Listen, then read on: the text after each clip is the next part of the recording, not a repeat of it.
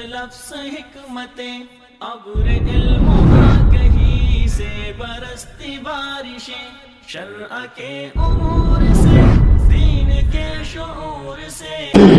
آج اس دنیا میں جس قدر فحاشی ہے، بے حیائی ہے، عریانی ہے، برہنگی ہے، حیا باختگی ہے، بد اخلاقی ہے، ظلم و ستم کی کہانیاں ہیں، اور انسان کو کاٹ کھانے کو دوڑ رہا ہے، اس کی ایک بنیادی اور اہم ترین وجہ اپنی موت سے غفلت ہے. انسانی تاریخ میں جتنے بھی ایسے لوگ آئے جنہوں نے اللہ تعالیٰ کی بغاوت کی، اللہ کی زمین پہ سرکشی کی، اللہ کی مخلوق پر عرصہ حیات کو تنگ کیا، اس کے پیچھے بھی ایک بنیادی وجہ یہی تھی کہ وہ اپنے آخری انجام کو بھول جاتے تھے. سمجھدار انسان وہ ہوتا ہے جو دوسروں کی زندگی سے عبرت پکڑتا ہے قبل اس کے کہ وہ خود عبرت کا نشان بن جائے. اور بے وقوف انسان وہ ہوتا ہے جو باتوں کو سر سے گزارتا ہے، ایک کان سے سن کے دوسرے کان سے نکال باہر کرتا ہے، حتیٰ کہ وہ خود عبرت کا نشانہ بن جاتا ہے. ہماری تاریخ میں ایسے لوگ بھی بہت سارے ہیں جن کو اللہ رب العزت نے بہت اچھی موت دی. وہ جاتے ہوئے قرآن کی تلاوت کر رہے تھے، کچھ ایسے تھے جو سجدے میں رب کے پاس گئے، کچھ ایسے تھے جو خطبہ جمعہ دیتے ہوئے رب تعالیٰ کے پاس پہنچے، کچھ ایسے تھے جو لاہور کے چوکوں چوراہوں میں اللہ کی توحید اور اس کی عظمت بیان کرتے ہوئے جسم کو چھلنی کروا کے علامہ احسان شہید جیسے بقیع کے قبرستان میں جا کے آرام فرمانے لگے. کچھ ایسے تھے جو جاتے ہوئے مسکرانے لگے، کچھ ایسے تھے جو جاتے ہوئے اپنی بیٹی سے کہہ رہے تھے ایاک ان تعصی اللہ فی ھذا البیت فانی قد ختمت فی ھذہ الزاویہ من ھذہ الغرفہ. بیٹی دیکھنا، اس گھر کے اندر اللہ کی نافرمانی نہ کرنا. تیرا باپ جب تک زندہ رہا ہے اس گھر میں میں نے کبھی بے حیائی نہیں کی ہے. اور کہہ رہے تھے بیٹی اتنا کیوں روتی ہو، میں اللہ کے پاس ہی تو جا رہا ہوں، اس گھر میں کبھی اللہ کی نافرمانی نہ کرنا. میں نے اس گھر کے اس کونے کے اندر غالباً فرماتے ہیں ایک روایت میں 14,000 مرتبہ اور ایک اور روایت میں تھوڑی تعداد مختلف ہے، 12-14,000 مرتبہ میں نے اس کونے میں اللہ کا قرآن مکمل پڑھا ہوا ہے. اس کے برعکس، بالکل برعکس، ایک طرف ایک انسان جا رہا ہے اور 70,000 فرشتے آ کے اس کے جنازے میں شرکت کر رہے ہیں. اللہ کا عرش جھوم رہا ہے. انہیں جناب السعد کہتے ہیں. ایک صحابی جا رہے ہیں اور کہتے ہیں انی لاجد ریح الجنہ من وراء احد، مجھے احد پہاڑ کے پیچھے سے اس دنیا میں جنت کی خوشبو آ رہی ہے. اس کے برعکس بہت سارے لوگ وہ بھی تھے جو عبرت کا نشان بنے. انسانی تاریخ نے ابھی اپنے بچپن ہی کا سفر شروع کیا تھا اور 2-4 قدم ہی چلی تھی. جناب آدم کے بیٹوں میں سے ایک بیٹا زمین پہ سرکشی کرتا ہے، اپنے بھائی کا سر تن سے جدا کر دیتا ہے اور اس کو اپنی نیند سلا دیتا ہے، موت کی وادی میں پہنچا دیتا ہے. اور وہ سمجھتا ہے کہ شاید اس طرح سے میں اپنے حسد کی انتقام کی آگ کو ٹھنڈا کر لوں گا. لیکن جناب رسول اکرم صلی اللہ علیہ وسلم ارشاد فرماتے ہیں اس انسانی تاریخ میں جب بھی کوئی قتل ہوتا ہے تو سب سے پہلے قاتل قابیل کو اس قتل میں برابر کا حصہ ملتا ہے کہ اس نے قتل کی بنیاد رکھی تھی، اس نے سب سے پہلے انسان کو قتل کیا تھا. جناب آدم کا بیٹا قابیل دنیا میں وہ بھی نہ رہ سکا. قوم نوح آئی، وہ سمجھے کہ شاید ہم کیا چیز ہیں. 950 سال اللہ کا پیغمبر سمجھاتا ہے، ایک نہیں مانتے. اپنے ہی گھر کے اندر پلنے والا اپنا بیٹا بھی بغاوتوں پہ اتر آتا ہے، ماحول اس کو بھی خراب کر دیتا ہے، کمپنی اس کو بھی برباد کر دیتی ہے.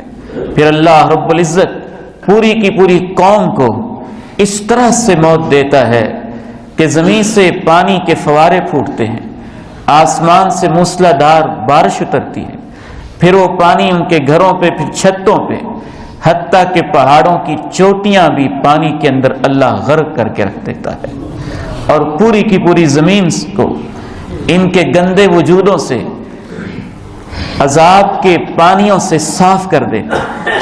پانی بھیج کے ان گندے وجودوں سے زمین کو مطہر اور پاکیزہ کر دیتا ہے. قوم سمود آتی ہے، قوم عاد آتی ہے. لوگ سمجھتے ہیں شاید آج انسانوں نے ترقی کی ہے. نہیں، ترقی کے سفر بڑے پرانے ہیں. اپنے اپنے دور کا ہر انسان یہی سمجھتا ہے کہ ہم نے بڑی ترقی کی ہے. انہوں نے تو یہاں تک کہہ دیا تھا من اشد منا قوہ، ہم سے بڑا طاقتور ہو کون سکتا ہے، سب سے زیادہ طاقت تو ہمارے پاس ہے. پہاڑوں کے اندر اپنے عشرت قدے تعمیر کرتے تھے، پہاڑوں کی غاروں میں جا کے، پہاڑوں کی چوٹیوں پہ پکنک پوائنٹ، تفریحی مقامات بناتے تھے، وہاں پہ جا کے زندگی کو انجوائے کرتے تھے.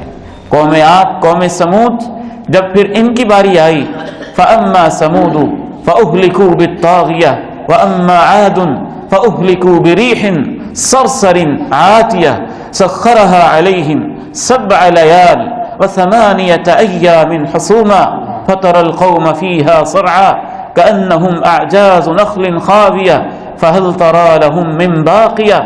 اللہ نے ان واقعات کو بار بار بیان کیا، قرآن مجید میں کثرت کے ساتھ بیان کیا، تاکہ سننے والے لوگ خود عبرت کا نشان بننے سے پہلے گزرے ہوئے لوگوں سے عبرت حاصل کریں. قوم عاد جو اپنے دور کی انتہائی ترقی یافتہ قوم تھی، اور جو انتہائی لمبے قدوں کے مالک تھے، لمبے قدوں کے، جیسے کھجور کے درخت ہوتے نا، ایسے لمبے لمبے ان کے قد کاٹ. ٹیکنالوجی اپنے دور کے حساب سے اتنی ترقی یافتہ کہ پہاڑوں کے اندر تراش کے بہترین قسم کی مصوری، بہترین قسم کا آرٹ، بہترین قسم کا ہنر وہاں اپنے عشرت قدے اور پکنک پوائنٹ بناتے تھے. جب اللہ کا حکم آیا اور اس قوم کو اللہ نے عبرت کا نشان بنانا چاہا، امام ابن کثیر رحمہ اللہ لکھتے ہیں کہ جب بھی ہوا چلتی ہے ایک فرشتہ مقرر ہوتا ہے. تھوڑی سی ہوا جتنی اللہ چاہتا ہے آہستہ آہستہ محبتوں کے ساتھ، ایک نظم کے ساتھ، اللہ اپنے کنٹرول کے ساتھ ہوا کے فرشتے کے ذریعے اس کو بھیجتا ہے. جب قوم عاد کی باری آئی، اللہ نے ہوا کو بلا حساب بھیج دیا. جب بغیر حساب کے اللہ نے بھیجا، وہ آندھی بنی، طوفان بنا، جھکڑ بنے، ہوائیں چلیں، باپ بیٹے سے، بیٹا باپ سے، بھائی بہن سے، بہن بھائی سے، ماں بیٹی سے، بیٹی ماں سے، دوست سے، یوں ٹکرائے. ہوا پھر چلی اور زور سے چلی. امام ابن کثیر لکھتے ہیں یوں ہوا ان کو اوپر اٹھاتی. جب وہ اوپر اٹھ جاتے، اوپر اٹھانے کے بعد الٹے منہ ان کو نیچے گرایا جاتا. جب وہ نیچے گرتے ان کا دھڑ اوپر والا کٹ جاتا اور نیچے والا جسم علیحدہ ہو جاتا. تنزع الناس كأنهم اعجاز نخل منقعر، جیسے درختوں کو جڑوں سے اکھاڑ کے یوں زمین پہ لٹایا ہو. رب تعالیٰ کہتے ہیں ہم نے ان پہ 7 لیال 7 راتیں و8 ایام اور 8 دنوں تک اس ہوا کو بھیجا، تند و تیز طوفان کو بھیجا. فَهَلْ تَرَىٰ لَهُم مِّن بَاقِيَةٍ، بتاؤ تو صحیح ان میں سے کوئی تمہیں اب نظر آتا ہے؟ کوئی ہے؟ وہی تھے نا جو کہتے تھے ہم سے بڑا طاقتور کون ہو سکتا ہے. اب کہاں ہے وہ؟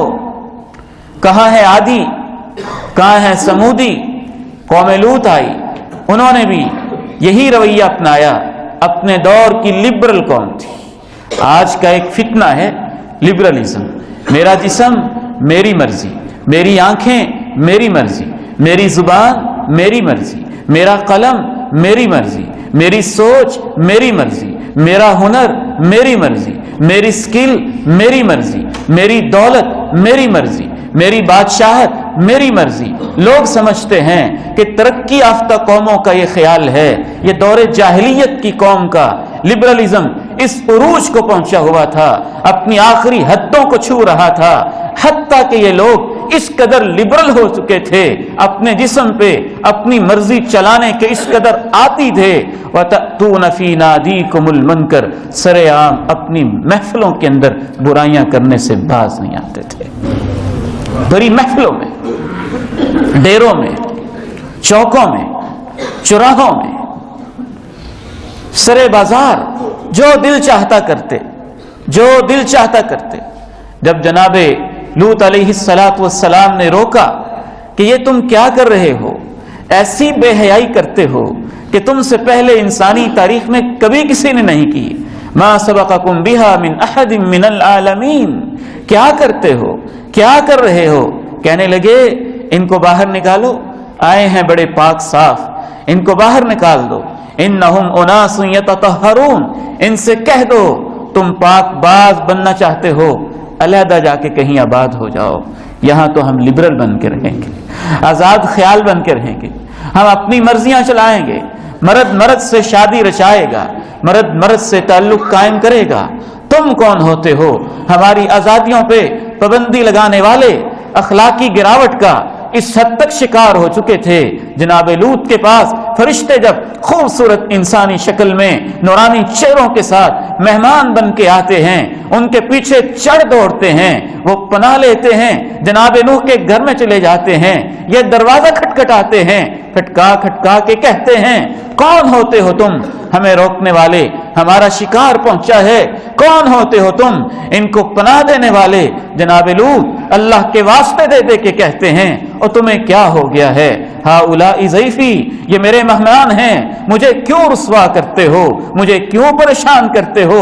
ہؤلاء بناتی ہن اطہر لکم، قوم کی بیٹیاں نکاح کے بغیر تمہارے اندر موجود ہیں، تم پاکیزہ بندھن کے ساتھ نکاح کے ذریعے سے اپنی شہوتوں کو پورا کرنے کی بجائے بری حرکتیں کیوں کرتے ہو؟ باز نہیں آتے، اس کے باوجود باز نہیں آتے ہیں۔